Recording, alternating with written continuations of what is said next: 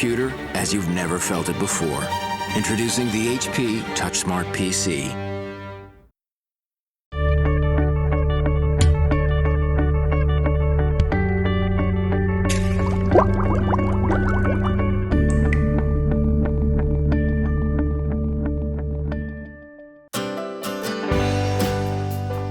Hi, I'm architect Michael McDonough and welcome to eHouse.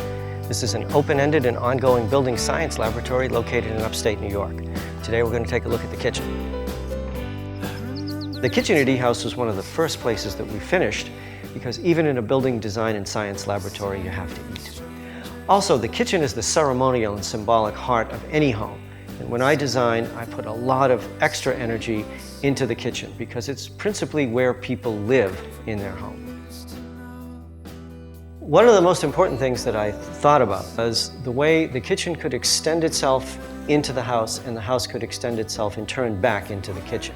Now, what I mean by that is you can prepare food here or you can prepare it actually in the fireplace, which has a wood-fired oven. So when you're thinking about flexibility in the kitchen, one of the things you want to look at is the carts that are set up. Here is a cutting board and storage area, but the cart is on casters. And what that allows you to do is transform the kitchen from a family experience to what could be actually a commercial kitchen where you wanted to do a party for 100 people or even a catered event.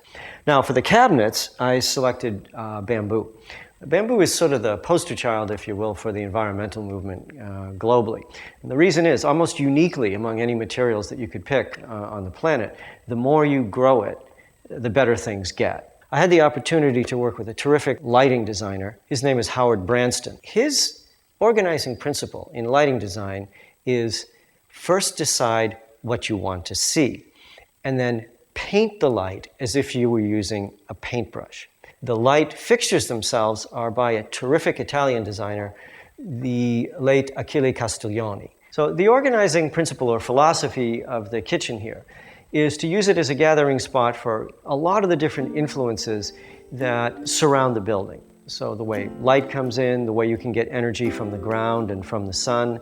When you're thinking about an intelligent kitchen, I think you really need to think about the whole planet and the impact of your design and the materials you select. I think any designer, whether you're designing a kitchen or a chair or a dish, it has to do with thinking very, very broadly and then being able to take that philosophical perspective down to the fine grain details of the kitchen. Directly above us, there's a set of steps leading up to a roof garden.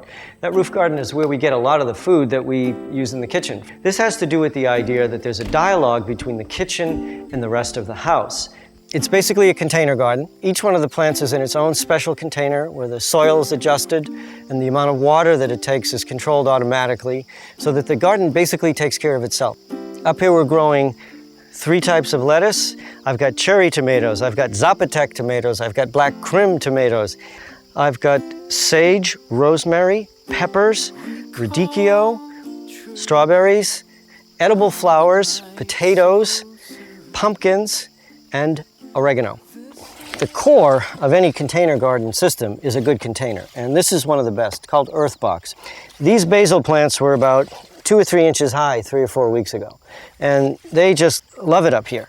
What's nice is, as they use the water, it's automatically replaced in exactly the right amount that's required to keep them moist enough to grow, but not too moist so that they rot. One time my daughter and I were talking about the garden, and she said, "Daddy, I know why you like your garden." I said, "I'm game, why?" She said, "Because it's the heart of life, and you feel the heart of life up in the garden." Well, for any client, any person who was interested in how I might design a kitchen, what I'd recommend, I'd always start with, how do you want to live in the kitchen?